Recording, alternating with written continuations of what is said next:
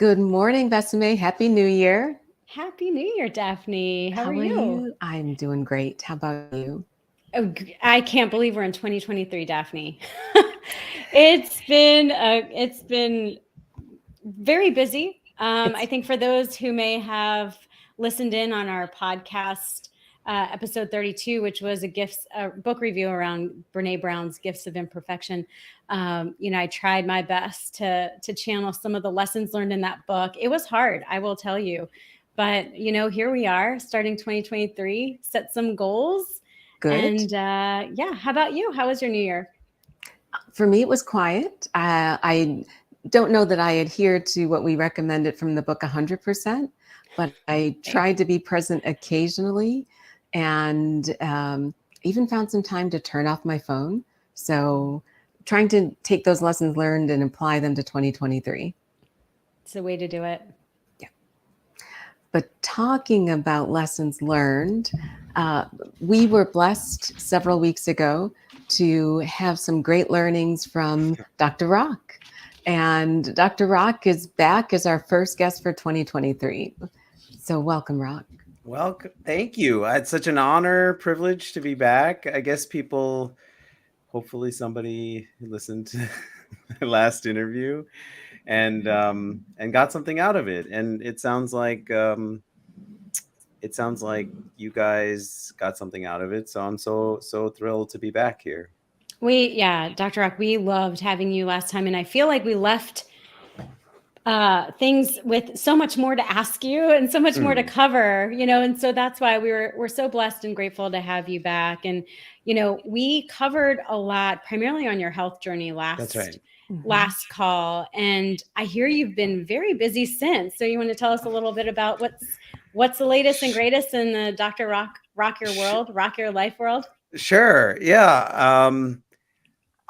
Since we last talked, I changed my job. So I am now working at a new company.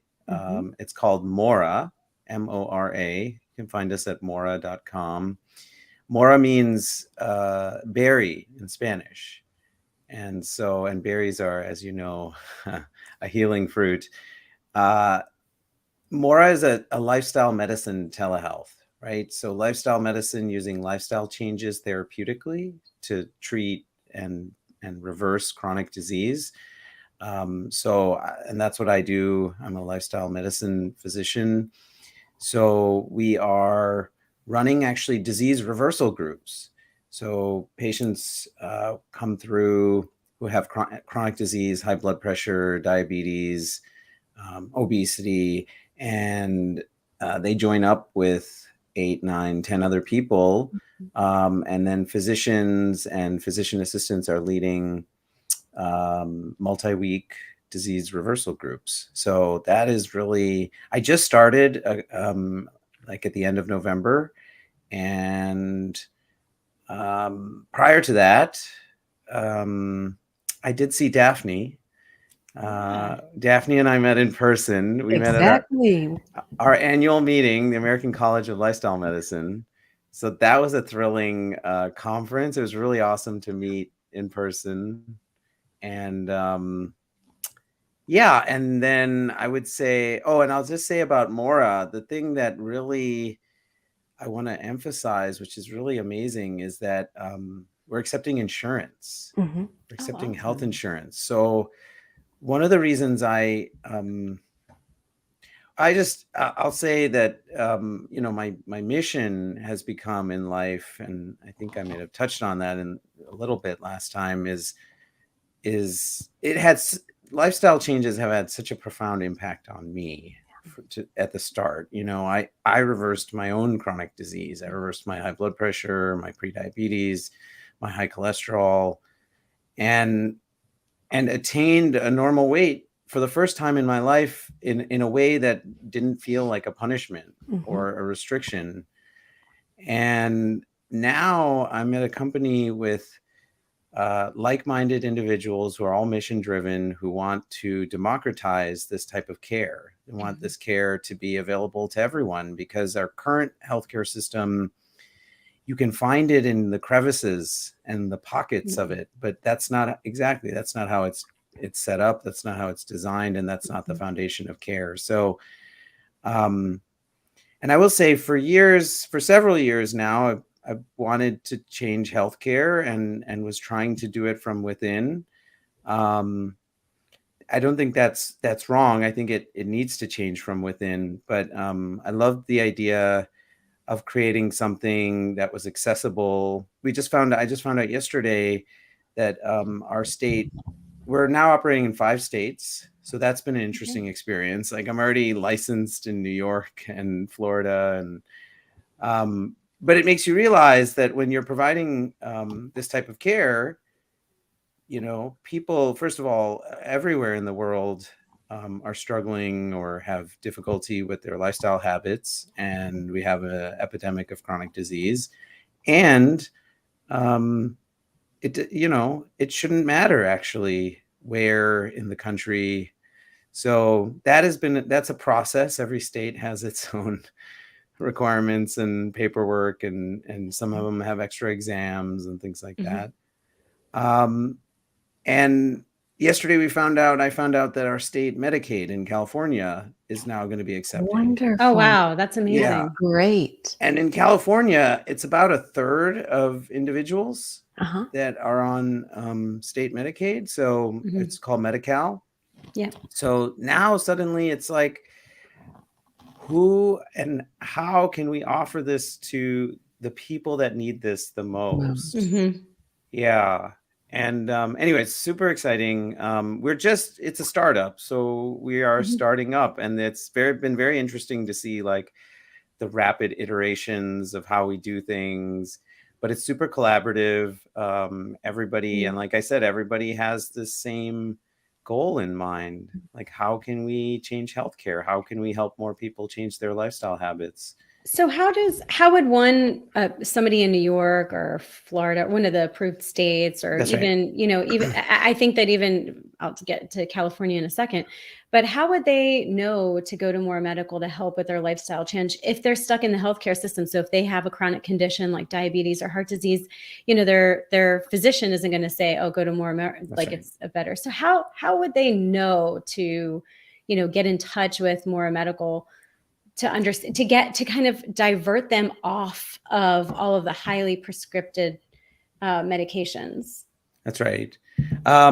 It's that is something our marketing team is actively working on. Yeah. I mean, how do they, right now it's about, people finding out about us and finding out about what we do, and us, as we grow, like learning and iterating and learning the best ways to do this. I would say, to answer your question, you can go to our website, mora.com, and then it's very easy from there. If you're interested, you don't need a referral from your doctor.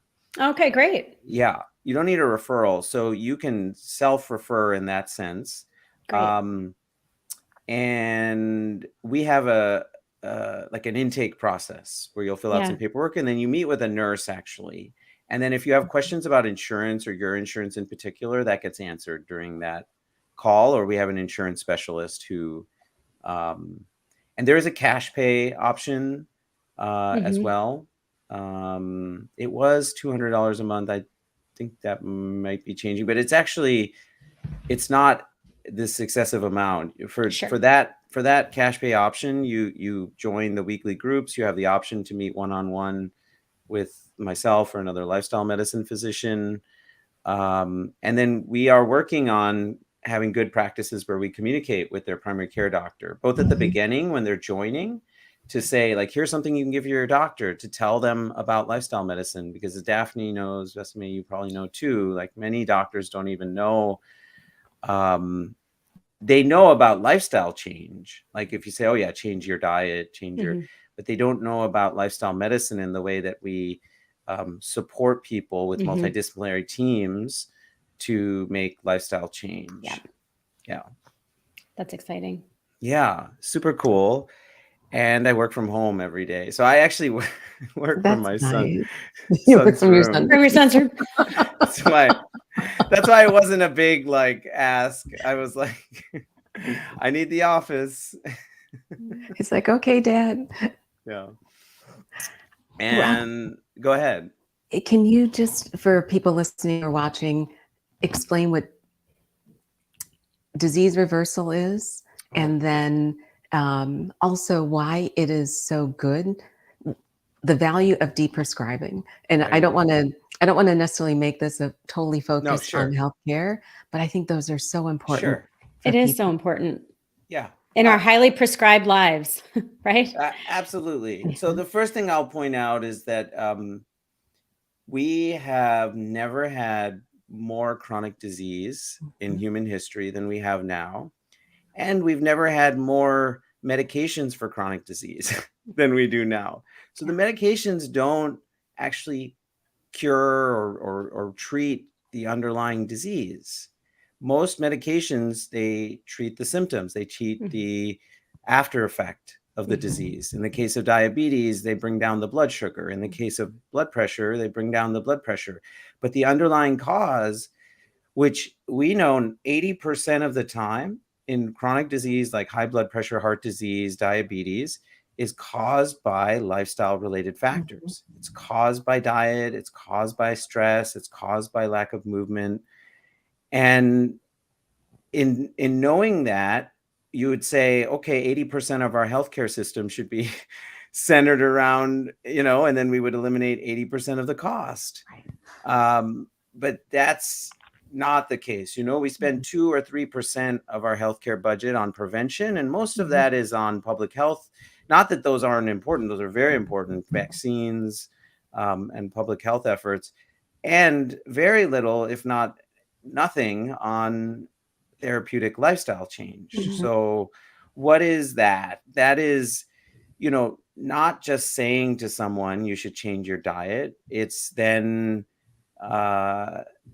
understanding why it's important for them to make change. So having that conversation either with the physician who's certified or trained in that, or in with a health coach who's trained in motivational interviewing to really uncover their motivations. Then it's connecting them with the right resources, knowing where they are and their ability to change and their readiness to change, and then saying, okay,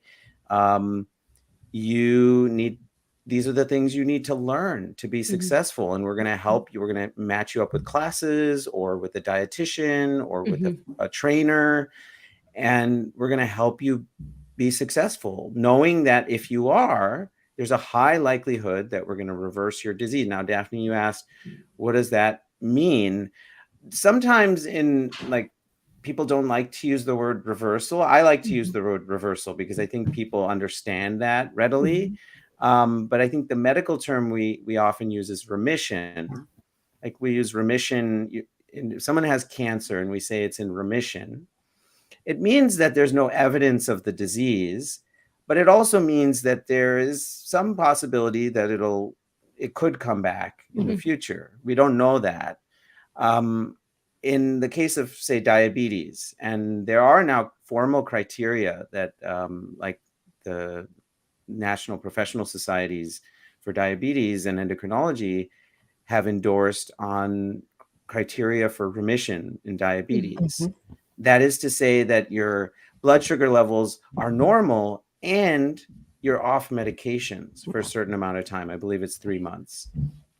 And so that's it. That's it, that you basically don't have evidence of the disease anymore. And when we talk about diabetes, we know it's not the symptom of it is high blood sugar, but the underlying issue, the root cause of it is insulin resistance. Insulin resistance, type 2, this is type 2 diabetes, of course.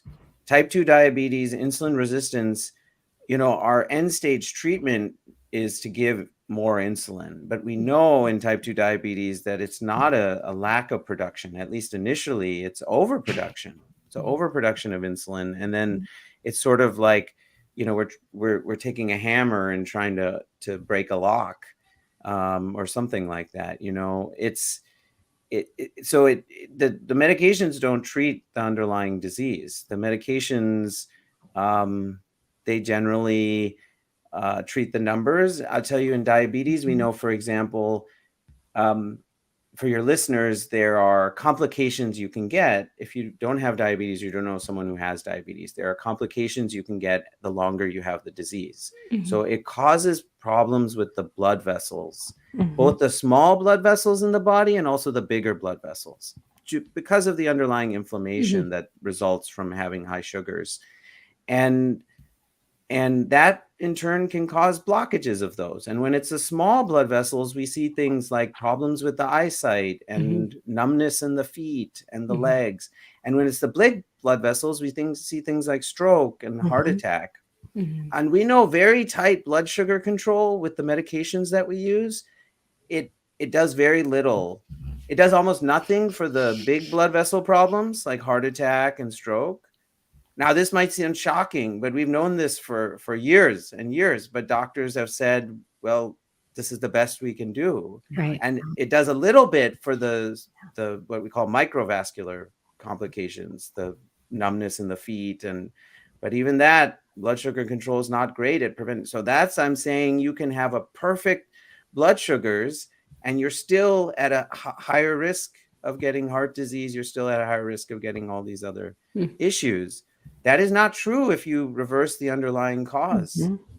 That is not true. So the medication is an inferior medication. The pill medication is an inferior medication.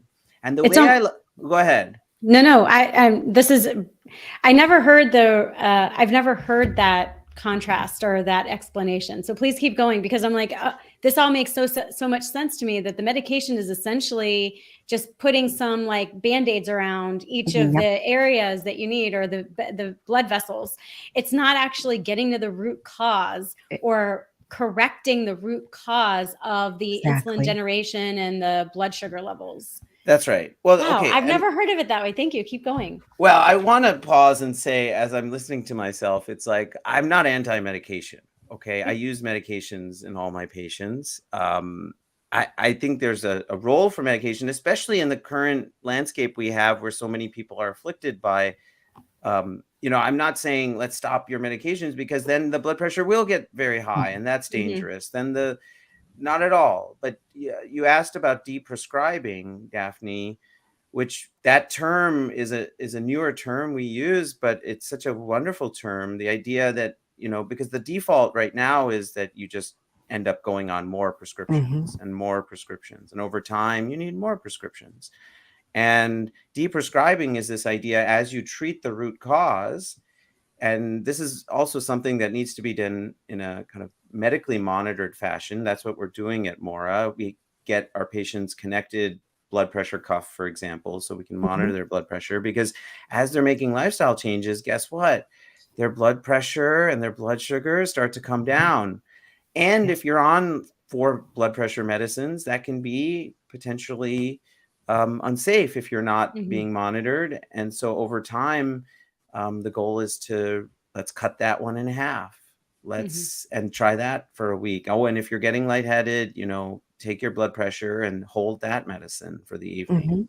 And so people need to know that, especially if they've been on these medicines for a while. But that's really exciting. I've never met a patient when I say, do you want to be on more medicines or less? Nobody says more. Nobody wants to be on more pills. Many people have sort of just, I'd say our healthcare system, this is going to be a little harsh maybe, but I believe this, in many ways, it acts like it's given up. It doesn't know that, but by giving up, I say, we have this powerful medicine that exists, and it works to treat the underlying cause of your disease. And the side effects are only positive. It increases your mood and your energy levels. And that's lifestyle medicine. And instead of offering that or even talking about that, we're going to default to these pills that treat your numbers, have some benefit, obviously, depending on the disease process. They have some benefit in mitigating your disease or preventing complications, but it's not nearly the same effect depending on the disease process. And you're not necessarily going to feel better. You might actually feel worse because most of these medications carry side effects. And so you're going to be doing what you believe is the right thing because that's what you've been told, but actually not feel better. And then at 5-10 years from now, you may have a heart attack, and it's because the medications didn't really do that much to reduce your risk of having that heart attack, because the underlying root cause of what causes heart disease and what causes strokes and what causes many of these things is the same. It's the underlying lifestyle habits, and those didn't change because your healthcare team didn't talk to you about changing those things. And the last thing about that I'll say is we frame often lifestyle medicine, because I worked within the healthcare system, it gets framed as a privilege, like, oh, wonderful, like, yeah, we have these classes and it'd be great if you could also do that, like go to a cooking class, or and even for the doctors who are doing it, oh, it's wonderful that you get to spend some time doing that outside of all the other essential things we need to do. And I'd say in medicine we talk about something called informed consent. When, say, Bethany, when if you were going to go for a surgery, your surgeon would tell you there's this surgical option, and then there's this option where we watch and wait, and then there's this option where we put a sling or something. And why? Because there are risks to every option. And so I want to make sure you know that you have this option, this option, this option. And if you go for the surgery, there's some risks. And we don't do that in chronic disease management. If we did, we would say there's this option, the medication, it's going to treat your numbers and give you some benefit for preventing future problems. And then there's this option, which may not seem readily available to you, but we're going to hook you up with a health coach and a dietitian. And if you make some changes to your diet and start moving more, then these things will be a thing of the past. And we don't do that. But if we did do that, how many people would you think choose option A versus option B? And I think most people actually would say, with the right support and my medical team behind me, yeah, I want to give lifestyle changes a go. RAK, you're 100% correct. And I don't want to, I think it's why we invest so much time with ACLM, because we know that there's a group of people that are focused on making this part of informed consent for understanding what are your options. That's right. But I think you alluded to it, but you didn't actually say it, which is there's not a financial incentive to make that option a primary option yet.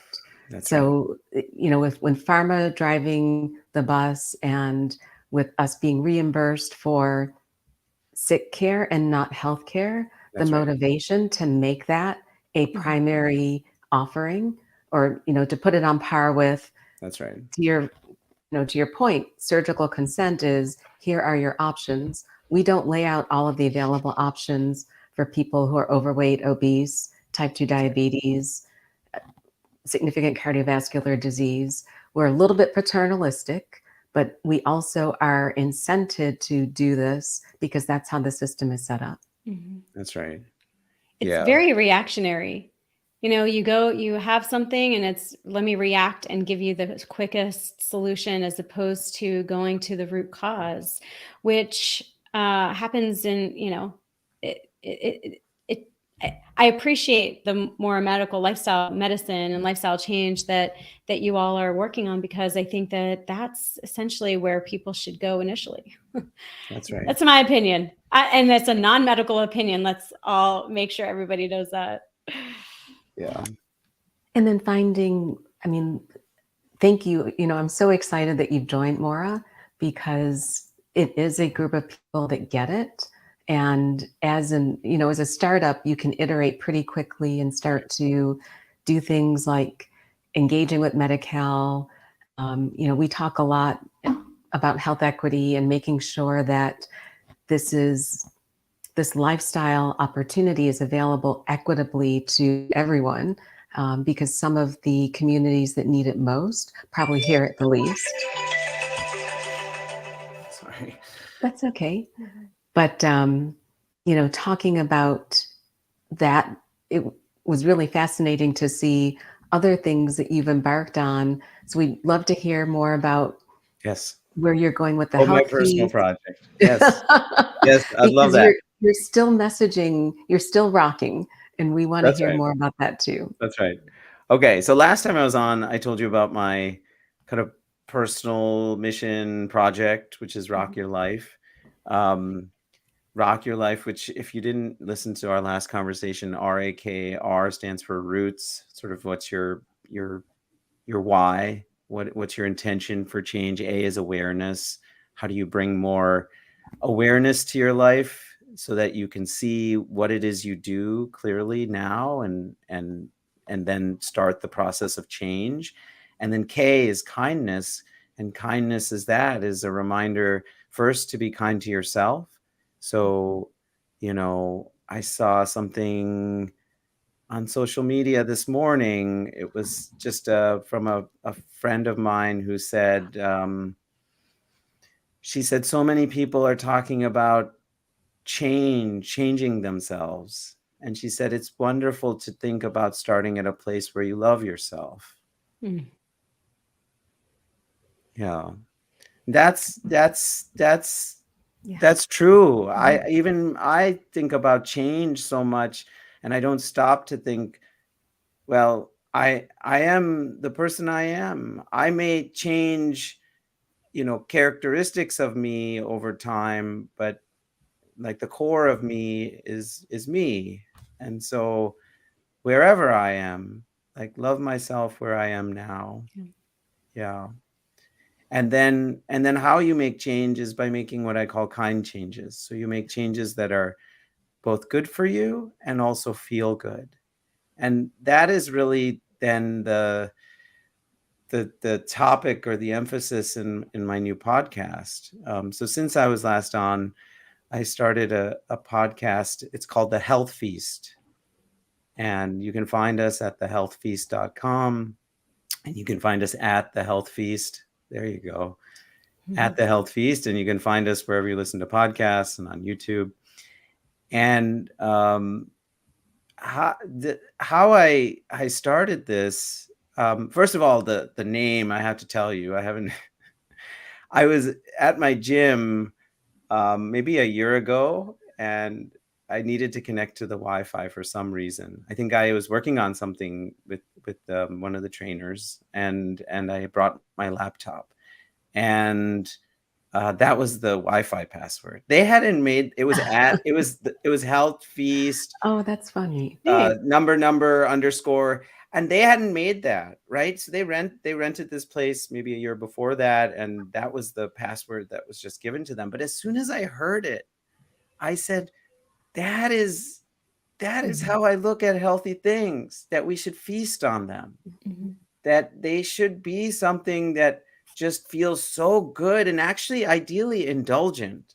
When the thing that you should be doing feels so wonderful and indulgent, you don't have to force yourself to do that. You don't need any willpower. You just do it because it feels so good. So if the food tastes delicious, regardless of, it's whole food, plant-based food, and it's delicious, you're like, I love eating that food. You don't even think about, it's not a restriction. It's not a restriction. So I wrote that down that day, or the next day. I reserved that URL. Not that I don't think anyone was pining to get it, but I was like, it's mine. I actually reserved, and I did everything. I opened up a Instagram account that day. Yeah. And then it literally was a year later. Okay. So I would say about 9 months ago, I got him. And this is, Daphne knows this. The amazing thing about our lifestyle medicine community is we meet people and connect with people all over the world. We don't know each other, but suddenly when we know we're in the lifestyle medicine tribe, we know each other. Like, we get each other. And there's this feeling of like connection and like familiarity, even though we don't know each other. And so it's so cool. I mean, that's one of the reasons. I mean, there's all sorts of pluses and minuses to social media, of course. Like we could talk about that forever, but one of the cool things is you can connect with people all over the world. And I got a message from someone I knew actually years ago. In 2007, I did my intern year residency training at University of California, San Francisco. And my first resident was in the cardiac unit when I didn't know anything. Her name's Nicole Sarantan, and she's a physician. Now I came to learn in Abu Dhabi. She's the chair of preventative medicine at the Cleveland Clinic in Abu Dhabi. And she messaged me. She said, I see you're still in the Bay Area and you're doing lifestyle medicine. I'm doing lifestyle medicine as well. And so there was that just, okay, we get each other. And she said, I know someone. I have a patient I recently took care of who lives in Santa Rosa. And Santa Rosa is about 30 miles north of me. And he's looking for support for the changes he's made. Yeah, that's right. And she was at Daphne. I don't know if you went. She gave a talk at ACLM. Yeah, their cancer program. That's right, exactly. And so it was so wonderful to see her there. And actually, I had a call with her then, and she told me about this gentleman, Tapotu Paletti. He goes by Po. And how did she meet Po? Po applied to be on a reality TV show for unhealthy Americans, like an immersion, a 3-week immersion that was in Abu Dhabi. He got accepted, and Po has struggled with he's Samoan. He's from American Samoa, and he has struggled with his weight his whole life.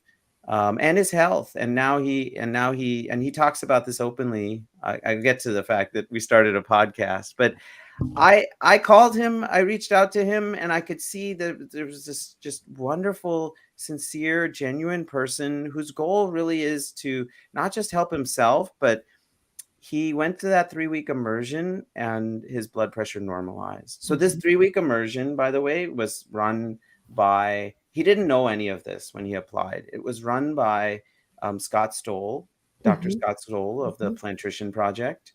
Plantrition Project, now 10 years old, is like, instead of a clinician, you're a plantrician. You're using plants to treat disease. And they have an annual conference. It's a wonderful organization. And he went on a whole food, plant-based diet. He started meditating every day for 3 weeks. And in 3 weeks, his blood pressure normalized. He lost weight. He had evidence of liver fibrosis. And actually the scan normalized. Even the liver scan normalized. Wow. Incredibly. Yeah. And his liver numbers on his lab tests normalized.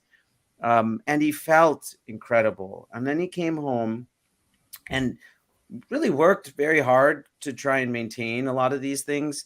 Po has 4 children, 4 to 14, I think. So they run the gamut.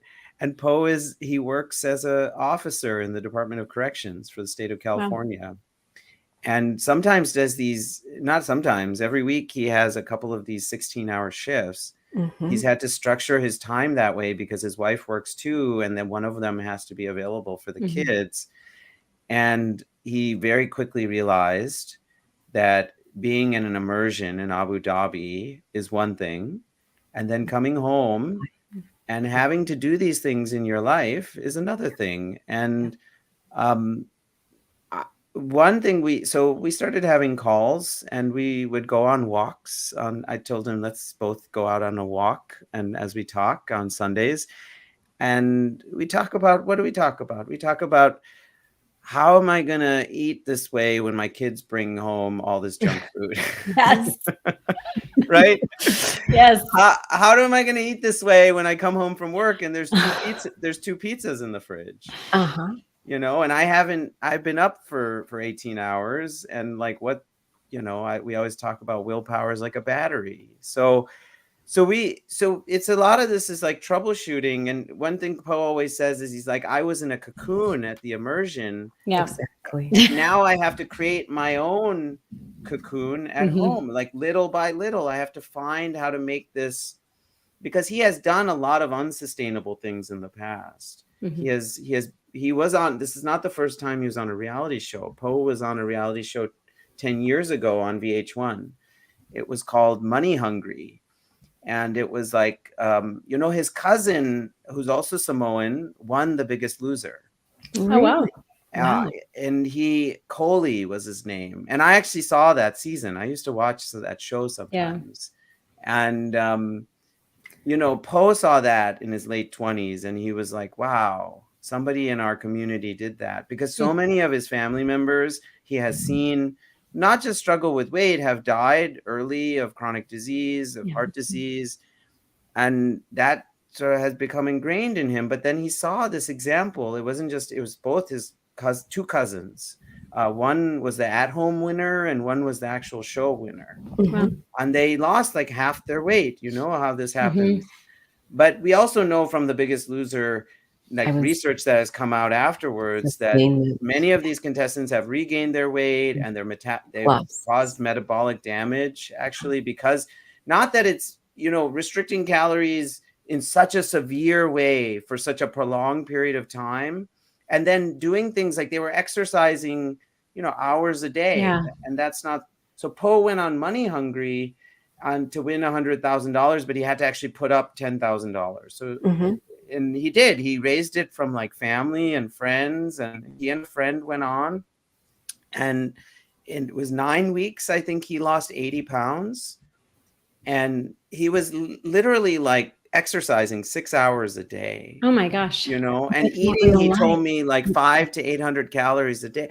Yeah. That's not life. You can't. But he didn't know. I mean, I know. He didn't know. This is why they need you and Nicole. That's right. That's right. He didn't know. And so he came back and actually tried to maintain that. He was exercising for hours at a time. He thought this is how you do it. This is the first time he had lost a significant amount of weight. But as he's reflected on, like, that felt like a punishment. And you can only sustain punishments for so long before, it's unsustainable. And so now he's trying to make kind changes. He's trying to make changes that he can sustain, that will become a regular part of his life.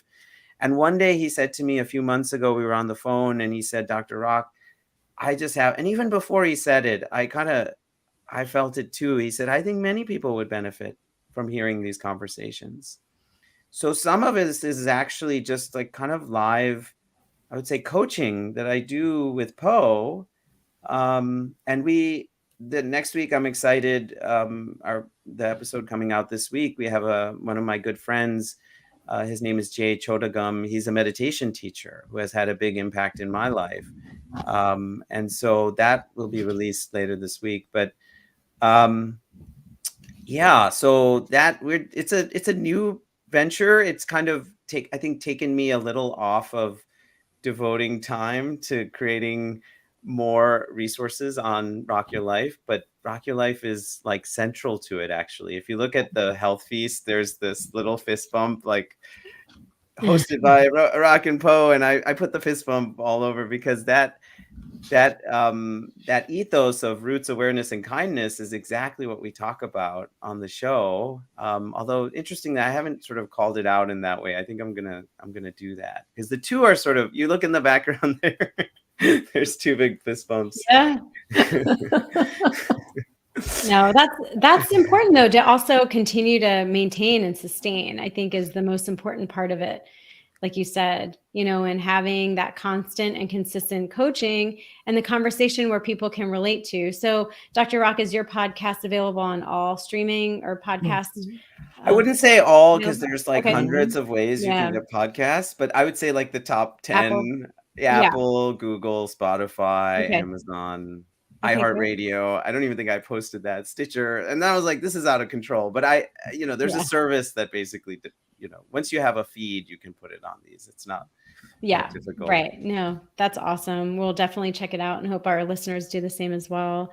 So, go ahead, Daphne. Sorry, didn't mean to interrupt you, Besame. I just want to put a pin in that because, would probably love to have you and Poe on the podcast at some point. Yes, I think that would be awesome. We had a comment from one of our listeners about who has adopted a lifestyle that is aligned with a lot of what we're talking about and has had significant improvements in their cholesterol. I don't know if there is a too low, but I do want to make sure that we leave our listeners and viewers with the understanding that our goal is this isn't a diet. This is a lifestyle change. This is when you're talking about disease reversal, when you're talking about deprescribing, you are partnering with your healthcare team to create habits and behaviors that are consistent and sustained so that you can continue to thrive. So that you have to do that with all of the things that RAK said, especially kindness to yourself, because there's no perfection. And I just want to tie it back to our conversation resume about you're not going to be perfect in following a diet, exercising, but when you make these changes, you're feasting on life, physical activity, nutrition, sleep, stress, avoiding risky substances, that feast of abundance will pay back in improvements in your health and longevity. Yeah, I totally agree. Didn't need to have well a monologue. Noted, Daphne. No, well noted, Daphne. That's absolutely, I 100% agree. I think, Dr. RAK, this is also very exciting since the last time we spoke in just a short period of time. But one thing I left unanswered during our last podcast is, tell us a day in the life of Dr. RAK and rocking your life. We know you're very busy. You're a father, a husband, a coach. What does your day look like? Okay. Well, should I tell you ideal or should I tell you real? Let's talk about real. We want the real thing. Real. You share some of it on the podcast. I mean, when you were sick and recording, that was real. That's right. So I'll call both out because ideal is I get up at a pretty early time, 5 or 5:30, and then after sort of taking care of myself, and I don't want to do TMI, but if you eat a whole food plant-based diet, like there's some time in the morning you need in the bathroom, like exactly. which is good, which is normal and very healthy, and I allot for it. I account for it in my day and my morning. I don't, I'm going on a run later today, and I told my friend from experience, I say, afternoon runs are better for me than morning runs. Unless I know the route and there's a rest stop. So get up early, and then I think if possible to do some meditation first thing in the morning. And it really sets, one thing I've come to learn is that I appreciate so much now is it creates this kind of vibration or this energy within you. And so then it changes the vibration of your day.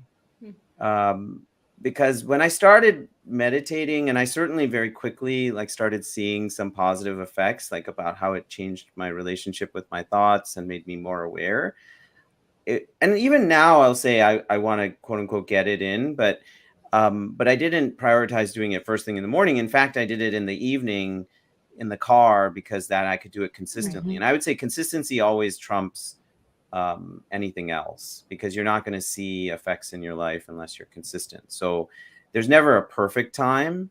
The best time is the time that you can do it. Exactly. And so I'm not telling anyone you have to do it first thing in the morning, but if it's possible for you, and actually it turns out it is, I had to go through this conversation with myself. I'm like, it is possible. You just have to go to bed a little bit earlier and get up a little bit earlier, and then it's possible every day. In fact, as I was telling Poe on our podcast, when you do it in the morning and when you prioritize it, if you it doesn't get away from you. Like sometimes you would say, oh, I'm going to do it like when I get a chance, or I'm going to do it at the end of the day. An end of the day comes and so many things, other things have happened, and your mind is going in this direction and this direction. So that's the benefit. So I'll do some meditation. That's usually about 30 minutes where I do some breathing, and I also do some chanting, which creates this wonderful vibration within you.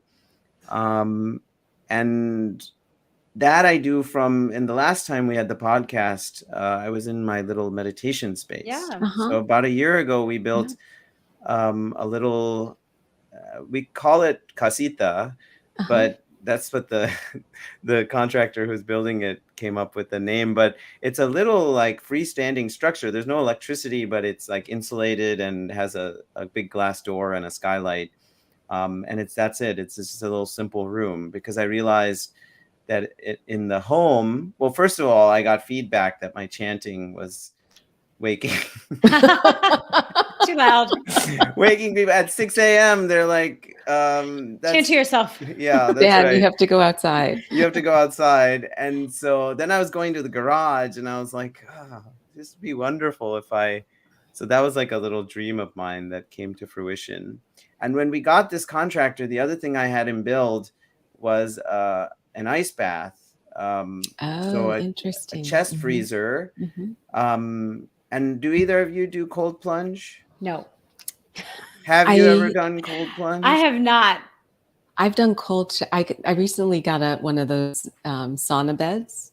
Oh, nice. Just the pads you slip in, not a. Yes. Yeah, and I take a cold shower after that. So I'm a Peter Attia fan. Yes. But I can't do ice bath. No, I'm not that brave or strong. Have you tried it, Daphne? Oh, not the ice bath, just the cold shower. Just I haven't tried it. Yeah. Besame, do you cold shower? I've done cold shower. Yeah. I've done cold shower. It's interesting. It does invigorate you a bit, but there's no desire for me to be like, that's okay. I just have to wake up, or something's not right. It's not a consistent, let me go cold shower. Yeah. It's let me just, wake myself up, or I'm too hot and I can't bring my body temperature down. Let me just, That's right. Take a cold shower.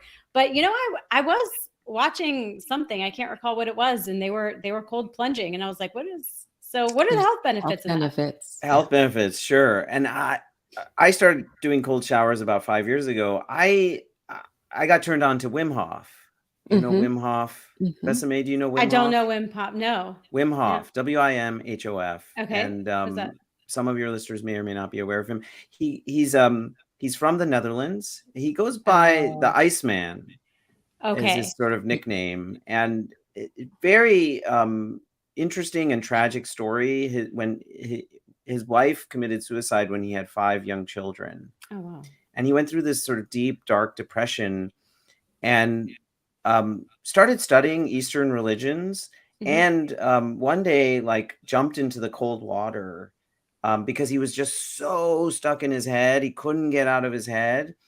And when he went in the water, he realized that as he controlled his breath, that it didn't feel cold anymore, that actually his body adjusted and he started to sort of generate heat and warmth from within. And so he teaches this method, the Wim Hof method. It's part breath work, specific type of breath work, part cold immersion, and then part what he calls commitment, which is sort of movement patterns, some sort of yoga and exercises that kind of go along with his practice. And I just started getting into it. I started doing the breathing on and off about 5 years ago. The breathing is where you do 30. In an ice chest? In your ice chest? In your casita? No. Oh, okay. Well, now wait, is the casita with the ice chest? Casita is separate, but casita separate. I do, and I don't do Wim Hof breathing every day now, but yesterday, for example, I did like 30 minutes of it. And you do these forced inhalations and exhalations, and then a long breath hold.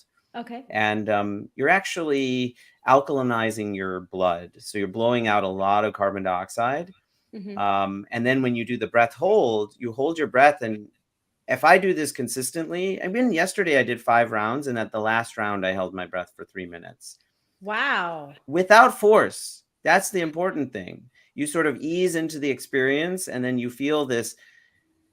If your listeners haven't done it, if you guys haven't done it, I recommend you just try it. And he'll guide you. If you look on a YouTube video, he has a lot Got a of lot of guided video courses. guided sessions. You can do free. Don't pay. He has a lot of free stuff, obviously. And then I started taking cold showers. But Wim will tell you it's not. And I talk about kind changes. Like, it shouldn't feel actually really noxious. What happens is, as you start to slow your breath, exactly what he experienced, you can experience. Your body starts to adjust. Of course, when you first get in the cold, it will feel noxious because that's a learned experience. Your body is like, oh, I know what this is. And then suddenly you feel very afraid of it. And then if you watch your breathing, if you can watch your breathing in that moment, what you'll notice is you're taking short, shallow breaths through your mouth. And our breath is so interesting. I mentioned I do regular breath work because breathing is, I say, a superpower, because it's our way that we can reprogram our nervous system. We have this, what's called an autonomic nervous system. It's like an automatic nervous system. And if you breathe slow, you can then suddenly put yourself into a state of relaxation. And so if you do that in the ice water, after about a minute, your body sort of adjusts, and you don't focus on it feeling cold. Actually, then you sort of feel this energizing feeling across the body. So now I'd say my body sort of wants it. I don't have to. If I get away from that habit, like for a week or two, which sometimes happens, then the first couple times I have to sort of prod myself a little bit, because but if I'm doing it consistently in the morning when I wake up, I want it. I don't know. It because you release endorphins, you release cannabinoids. Wim likes to talk about this a lot, is this natural high. So you ask the health benefits. Cold exposure, like heat exposure, like exercise, is what we call a hormetic stress, or hormesis. Have you ever heard that term, hormesis? I have not. Or Daphne probably has. It's a Greek word, and it's sort of the loose translation is like, what doesn't kill you makes you stronger. Exactly. Yeah. And it's this adaptive ability that our body has to stress. And so when it's presented with a stress on a cellular level, those cells get more efficient. They actually start to produce what's called mitochondria, which are the powerhouses of the cells, and they improve the density of those. So your cells get more efficient. Exercise does this. Cold exposure does this. Fasting does this. So, there's compounds in berries and all plants. A lot of these substances that are beneficial in plants, we call them xenohormetic compounds, because xeno meaning the foreign, hormetic compounds. They actually cause a mild stress when you eat them. Like, there's something in cruciferous vegetables called sulforaphane. Sulforaphane is a xenohormetic compound. It actually causes it's not a damaging stress. It's a very mild stress, such that our cellular response is to come back stronger. So, which is the whole thing's fascinating to me. But yeah, I do it because it's good for me, but I also do it because it feels good. I have a history of depression, and I know, actually, even when my mood is getting, if I go in the cold plunge, when I come out, my head is more clear. My mood is elevated. Yeah. I have to check into that. And I guess back to the whole breath work, it's isn't that why yoga, you feel so much better after yoga, regardless of, I prefer hot yoga because I feel like I accomplished by sweating. Like, sweating is a sign of accomplishment for me.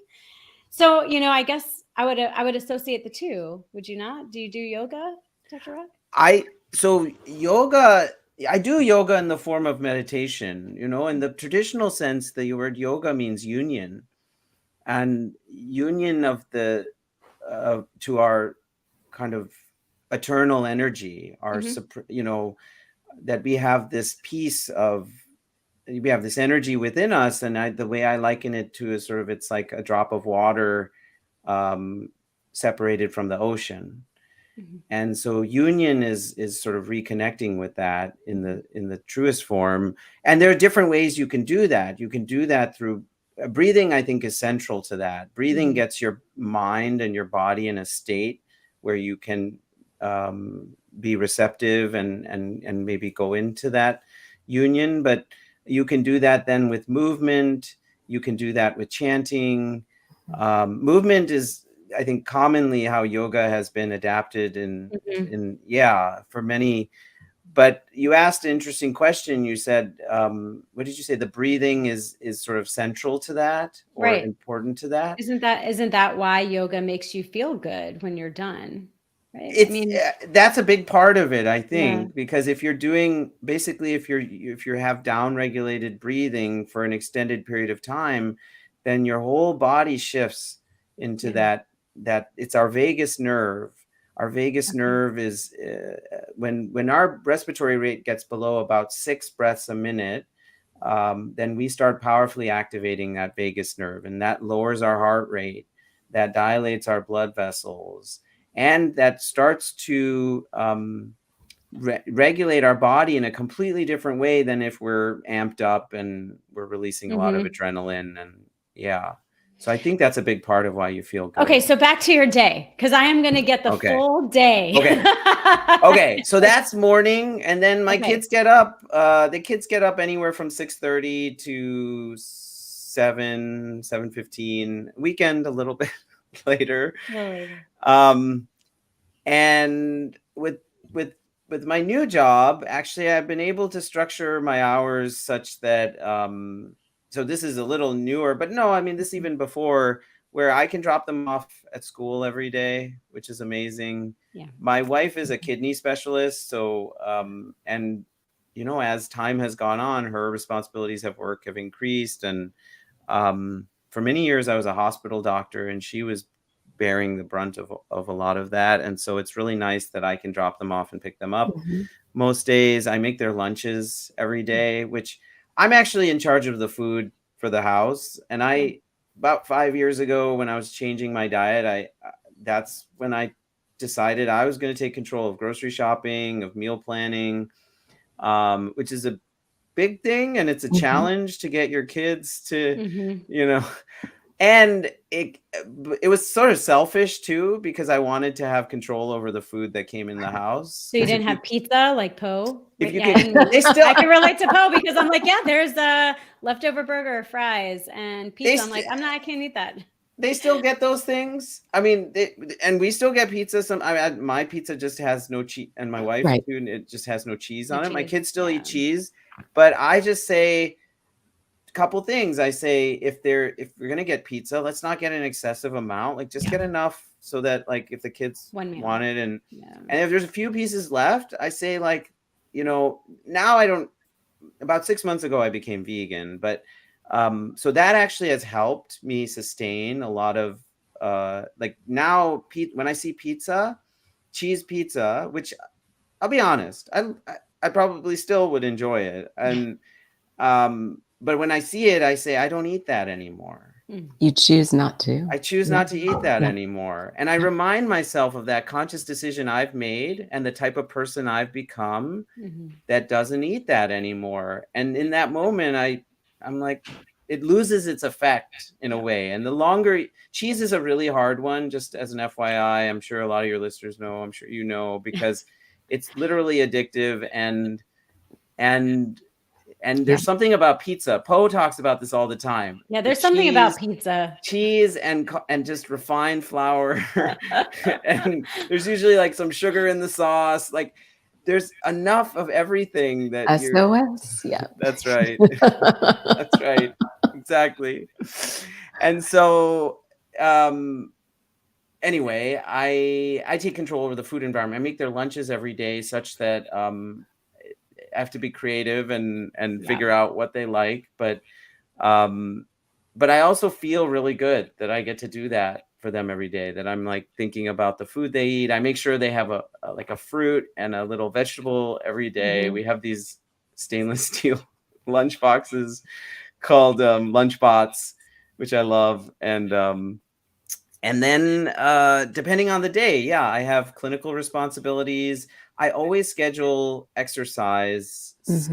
Like, that's another tip. Like, I put it on my calendar. So one thing I've learned is, if you tell yourself, I want to exercise, and you don't make a specific plan, this is true for anything, it oftentimes won't happen. Beyond making a specific plan, I put it on my calendar like a meeting.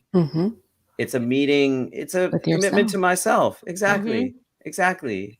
So I know exactly when I'm going to be doing my strength training. And so in terms of my exercise, 3 days a week, I do strength training. I lift weights. And I used to go to a gym, the gym that I loved. And during the pandemic, I slowly built up kind of a home gym. At home gym. Yeah.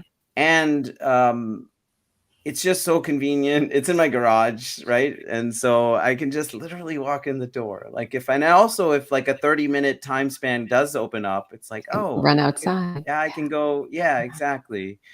So, and then I usually go running twice a week. And running is not something I ever really enjoyed. I like to tell the story about how I lost 30 pounds for my wedding 12 years ago. Right. And I did it by forcing myself to run, and I would get like knee pain and foot pain. And I just did it because I was like, I want to look good in those pictures. I want to look good in those pictures. And the day after my wedding, I didn't run again for years. And unless someone was chasing me. It was that right? sustainment piece that was missing in that one. Now, I at the start of the pandemic, when the gym closed, because I didn't have a home gym at first, and I knew how much exercise was benefiting me, and I was like, what do I do? And I was doing some like, band workouts in the garage and things like that. But then I was like, okay, I'll start running again. But I did it very differently. I started listening to the Nike Run Club app. Yeah. Do you know that app? Yes, I love Coach Bennett. I love Coach Bennett too. And Coach Bennett is their Nike Global head running coach, as you guys know, but he also has some of the recordings he does with Andy Puttycombe of Headspace. Those runs are amazing. And I've done them so many times. They're mindful runs, right? And there's a run like running on empty. I love the running on empty run. It's a 30-minute run where you really just don't want to go. But as soon as you start, they remind you, they're like, you started. Just feel really good about yourself in this moment. You started. And then they start every run the same way, which is that it should feel good. I liken it to like kind running, because they're like, you shouldn't be forcing or pushing yourself. Your body is warming up. There's a morning run they do where they say, you have to remind yourself that you were just in bed all night. Right. And now you're running. So if you're trying to go a certain pace or do something, like, forget about that. If you need to walk, just walk. And such a compassionate way to run. I run that way. I just listen to my body. How's it feeling? And as it starts to warm up, if I want to go faster, I do. Very often I'll look at my times. If I do like 3 miles, for example, and the third mile might be like significantly faster, but not because I was like, I need to hit this time. And Sundays I schedule a run with a friend. That's the other thing I learned was, how do you make these changes in a way that feel good? Because bad habits have such a leg up on good habits. True. Right? Like pizza has such a leg up because it hits all those pleasure centers. Yes. Right? So it's like, well, what's pleasurable for me? Like having an amazing conversation with a good friend, and we go to Crystal Springs Reservoir, just on the Pacific coast, near where I live. It's this beautiful, beautiful area. There's forest, trees everywhere, and there's a long, winding trail that go. Yeah, and it's like, I can't imagine a better way to spend my Saturday or Sunday afternoon than being with a good friend. And so, and by scheduling it with someone, like, I'm going to show up, Accountable. like, You're accountable. Yep. That's right. Accountability partner. That's right. So these are all the little things I've learned about how to make successful change I work on with my patients, but I implement them in my own life. It's like, I want to do these things, and not because I have to do these things, but I know when I do these things, when I meditate regularly, when I do the cold plunge, when I exercise regularly, I feel amazing. My mood is better. My relationships with my family are better. Everyone, my daughter used to always say when I would come home from the gym, she would be like, yeah, I didn't even have to say it. She would be like, "You went to the gym, didn't you?" It's interesting how our kids pick up on when our endorphins are actually in That's full right. swing, you know? Yeah, I get the same thing. And I was like, "Yeah, I did." She's like, "I know, because you're always in a good mood when you You're come home from the happy. gym." Sometimes I tell my wife if we're having an argument, I'm like, "Do you want to go for a run?" Because I know she's gonna like, but and me too. We're like different people after that. Yeah. It also opened that 30-minute run. You start. I don't know how many You open times it. I've had like epiphanies or like something Yeah. that was really struggling with in my life, and I was like, oh, maybe I can just apologize. Right. You come to your senses You come for to your anything. senses, yeah. So at this point, you had to have eaten something, right? By the time you start work Oh and everything. So we left out the nutrition. And I know we're no, going over on time, but I think that's I maybe a don't. sample I meal don't. plan would be I have good. a morning. I have a morning drink, which Okay. it's gonna sound hideous, maybe, and gross, but I just sort of concoct. So I'm really big into like doing the right thing, but also making it efficient. I would say, like, I want to do a lot of things, and how do I like fit all these things in? So I'll Put give it you an all in the example. blender. No, I'll give you an example. In the morning when I drop my kids off at school, we do a gratitude practice because I wanted to have a Oh, that's daily nice. gratitude practice. I love that they have one too. Mhm. And that's 15 minutes in the car where we could be listening to music or whatever. But I was like, okay, that's one thing I want to do every day. Mhm. And I can do it with them. So I always think about that. Where's the opportunity to do? So with my morning drink, it starts with matcha, which is green Mhm. tea, which is a whole blended green tea. Mhm. Um, it's about a heaping teaspoon I put of matcha, and in a big thing of actually ice cold water. Mhm. So ice water actually is a great way to also wake up, Mhm. both externally and internally. When you drink it, you release adrenaline and sort of gets you going.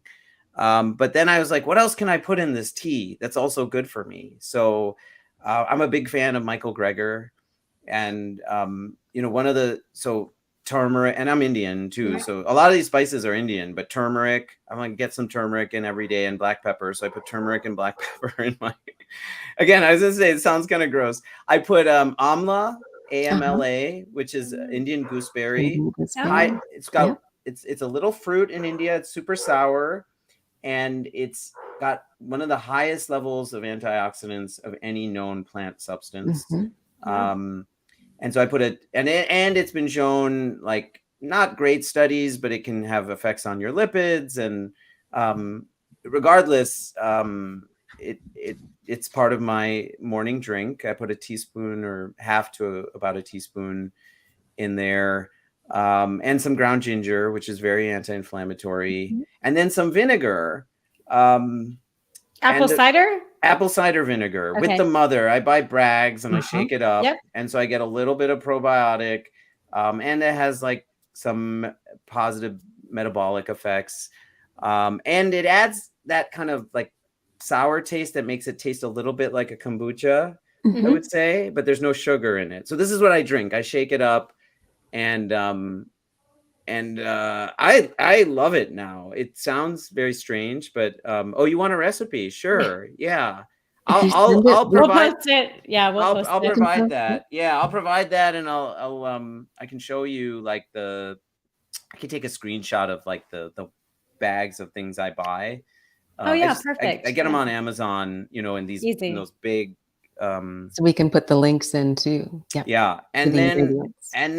so I drink that, and I honestly I've been doing that for the composition of it has changed a little bit, but I've been doing that for like 3 or 4 years, and Does it blend up? I guess. Sorry, I don't mean to go. It does. It way does. over time, but so might as well stay over time. Like, does it blend up as you shake it up? Because the chunks. I can't do chunks. No, it does. It does. It does. There's no.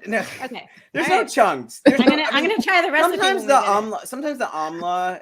Okay. Sometimes there is a little bit of sediment at the bottom, but just I put it in. I have a stainless steel like shaker bottle. Yeah. Which I'm really excited. I got for Christmas. I got stainless steel shaker bottles. I had plastic ones before, and I didn't. It sounds crazy, but I didn't know that there was this whole stainless steel. Of course there are, but I try not to use plastic for a lot of reasons. But anyway, so I have stainless steel shaker. Shake it up. If you shake it really well, it all dissolves. And then and if you put some ice cubes in there, that kind of helps break up things too. Okay. Got it. And you can modify this. You can ask yourself, is there some like spice or like thing that I like? For a while, I was trying ashwagandha. I didn't really notice any like difference in using it. I used it for several months, and I was like, I don't feel different. So I didn't know why I was putting it in that sense. So I took it out. But you feel better with this concoction?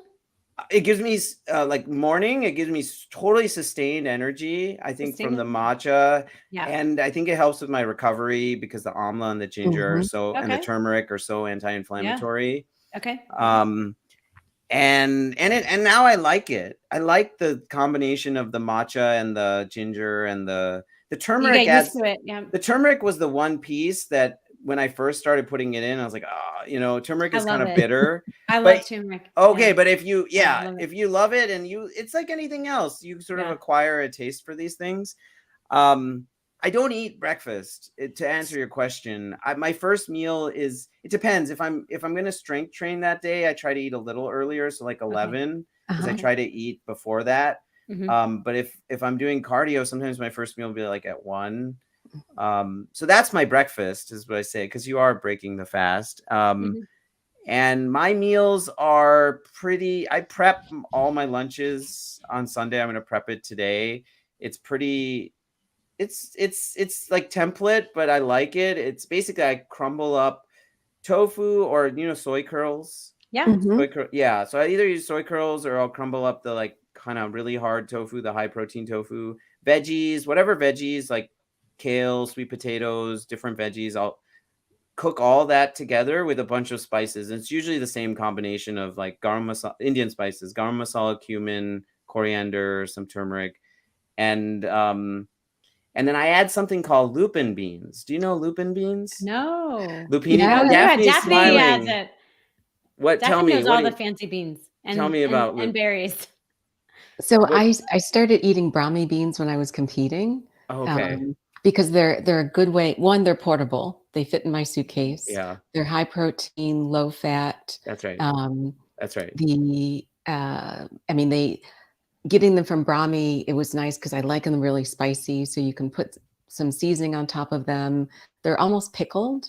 But I only recently, it's funny because I think I forget about these things that I do that I just think everyone has exposure to. Yeah. Right.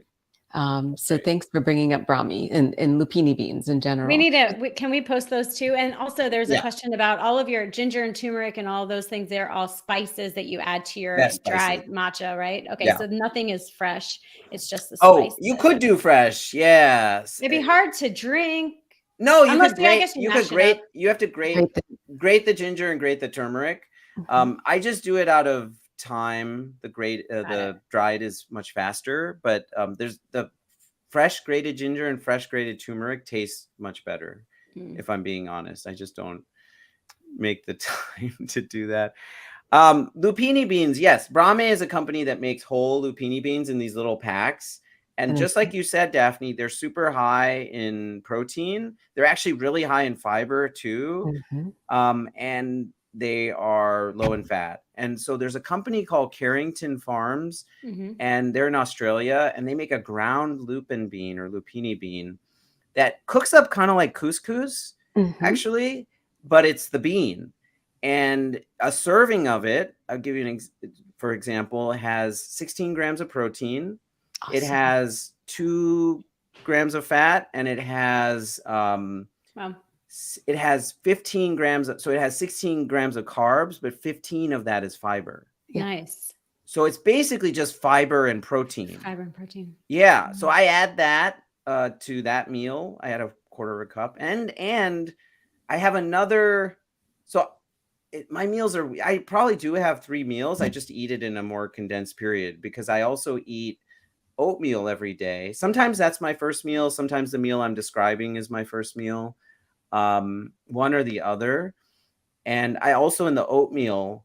My oatmeal is another. What can I add to it to make it? Well, one of our listeners puts lupini beans in their oatmeal. I have carotene beans in my oatmeal every day. Debbie, yes, I do that every day too. So I put a quarter of a cup rolled oats of steel cut oats, and I put a quarter of a cup of lupin beans. And so suddenly my oatmeal is like super high in protein and fiber. And it's not protein powder. And it's not protein powder. Exactly. It's a whole food. Right. It's a whole food. And the other thing I put in my oatmeal to add even more protein is peanut flour or defatted peanut butter, which, are you familiar with that, Besame? Yes. Yeah. I add them into my protein shakes. Okay, there you go. And that is not a whole food technically, but only one thing is removed. And Michael Greger has this great definition for processed food, which I like to stick to, because everything is processed. When you cook something, it's processed. But he says you should really be mindful if you're taking something good out or you're putting something bad in. Mm-hmm. And so if you're removing most of the fat from the peanut butter, it's like, well, you still get all the fiber and the phytonutrients and the protein. And that's a way to add a peanut flavor and extra protein to the oatmeal too. I love my oatmeal, by the way. I put frozen cherries every day. Yum, even when antioxidant. Even when cherries are in season, I put frozen cherries because it's much easier. I don't have to pit them. And if you get them, I get a big bag of organic frozen cherries. Yeah, exactly. They're super sweet. Like they freeze them, they pick them and freeze them when they're super ripe. It's the stuff they can't sell. So usually it's like these really sweet dark cherries. And I put a cup of those in. And I put flaxseed in it as well, because all the things I want to get in, and I don't have to think about it then. I don't have to think like, when am I going to get my flax today? Because I prep those dry ingredients for the oatmeal on Sunday. I prep all the boxes, so they're in my pantry. So the night before, all I have to do, mash up a banana, put the soy milk, put the cherries, and microwave it, and I put it in the fridge. And so it's ready to go. Hungry. It's ready to go for the next day. And you should see me, my kids, every day I'm eating if they see me eating oatmeal, they're like, I love this. I've been eating it for over a year, the same exact recipe. And do you need to microwave it if you're going to put it overnight? You don't have to. I do because of the lupin beans, and I use steel cut oats. If you use rolled oats, I've never tried overnight lupin beans. That probably would work. Because they'll absorb the moisture. Probably. Yeah, they'll absorb the moisture probably. But I like to microwave it because with the flax, then it kind of gels up a little and it almost becomes like a pudding. Right. So, and it's cold the next day. So I microwave it for a few minutes and then I put it away. And then my dinner is with my family, and it's usually some vegetable. We eat Indian food 2-3 times a week. And then other stuff, Italian. Sure. My take on Italian, my take on Mexican, my take on, they're not traditional. We usually order out once a week, but I don't even eat that food usually anymore. There's a meal service I use. It's called Thistle. I don't know. You probably haven't heard of it. But, it started in the West Coast, although they just expanded to the East Coast. Is it like a Daily Harvest? Kind of, except they deliver the meals fresh. So they make them fresh and they deliver them in an insulated bag twice a week. And then they recollect. What I love is they recollect the ice packs and the insulated bag. Nice. So when I got Daily Harvest a couple of times, there was just like all this packaging and all this. Nice. So and they're plant-based meals. They use a little bit of oil. Like the dressings will have a little bit of oil, but you don't have to use much of it. So they're not SOS free. They use salt. I mean, the sodium level, that's why sometimes with my patients, I'm mindful of the sodium, but otherwise they're just exactly what I want to be eating. Mhm. They've made plant-based food super delicious and convenient. And, compared to eating out, it's actually much cheaper. Eating out has gotten super, even if you order food Oh, on it's these delivery amazingly services, it's expensive. gotten amazingly Yeah. expensive. So this is about $11 a meal. Mhm. I Nice. get 5 of them every week, and between my wife and myself, and actually now my daughter, and I think I'm gonna have to start ordering more because other people are. But that's always there. Like if one of us like needs, like we don't, Quick, yeah. yeah. And I'd say Yeah, it you have helps an you make the option. right Yep. decision in the moment. Mm-hmm. Yep. Because if Makes you it don't easy have that option. option in the fridge, what are you gonna do? You're gonna be Right. like looking in the pantry. Yeah. You're like, oh, maybe I'll order something. Maybe I'll have this leftover kids' Yeah. food. Yeah, and that's it. And then at nighttime, I'm trying to think any other wellness practices. I've started this practice where I put my phone to bed. An alarm goes off on my phone. Um, and actually, earlier in this conversation, my alarm, you may edit that out or maybe not, but my alarm went off. And this is something I learned from a friend, is at 8 a.m. and 8 p.m., my alarm goes off. And in the morning, and it says three words that I want to remember to start the day. So in the morning, it says compassion, because it Mhm. reminds me just to be kind to myself and to others throughout the day. It says growth, because I'm often thinking about, like in the morning, things are so overwhelming, but I have to remind myself that every opportunity is an opportunity to get better. Mhm. And then it says patience, because I dropped my kids off at school, and I found myself like 8 o'clock is right around the time we leave. And I found myself like, come on, we have to go. Like, no, Yeah. like, yeah, and Yeah. my daughter's, she's 11, and I've raised her. So she will say things like, Daddy, that's not very helpful when you act. It's not helpful for Oh, you, how and it's not sweet. helpful for us. Very So true. I put the word patience, actually, and her name means patience too, actually. Sahana, her name means patience. So I put a reminder to be patient with them, but also be patient with myself. But I started this by telling you want the ideal, or do you want, because every day something might come up Sure. or something happens. So then I quickly in my head, I'm like, okay, I do want to exercise today, and it can't unfortunately happen at the time. When can it happen, or what could I move around? But that doesn't happen most days. I've tried to design a schedule such that it's like possible and doable. Probably.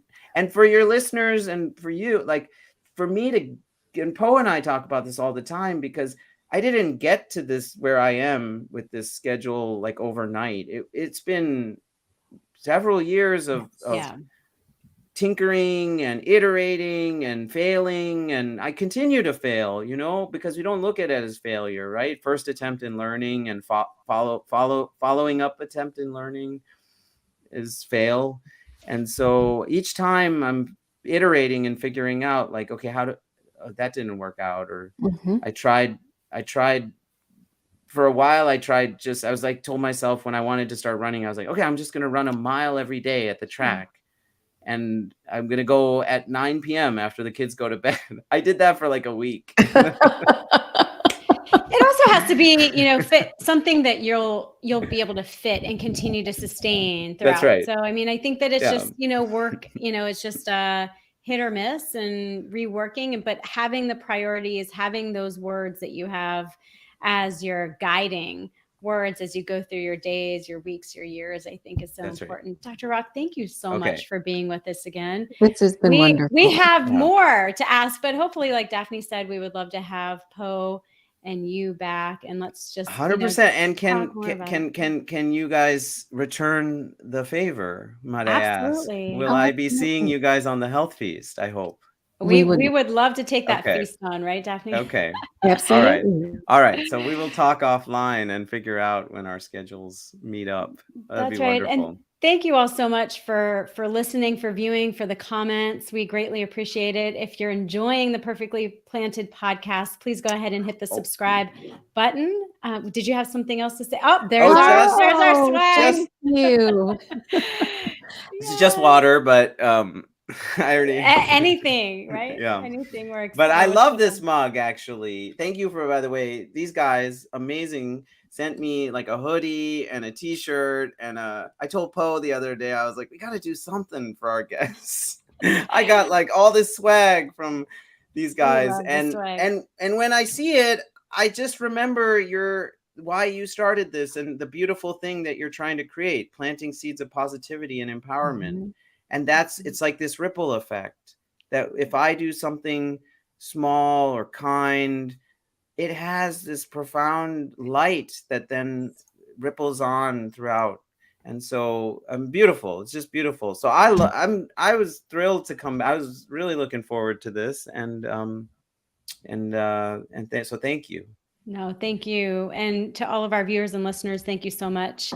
Again, if you are enjoying this, go ahead and like, subscribe, leave your comments. We'll be reposting this on our podcast channels as well, Perfectly Planted, and on our blog, of course, which is perfectlyplanted22.com. So thank you, Dr. Rock, Daphne. It's always a pleasure. We'll see you all next time. Everyone be well. Take care. Take care. Thank you, guys. Bye-bye.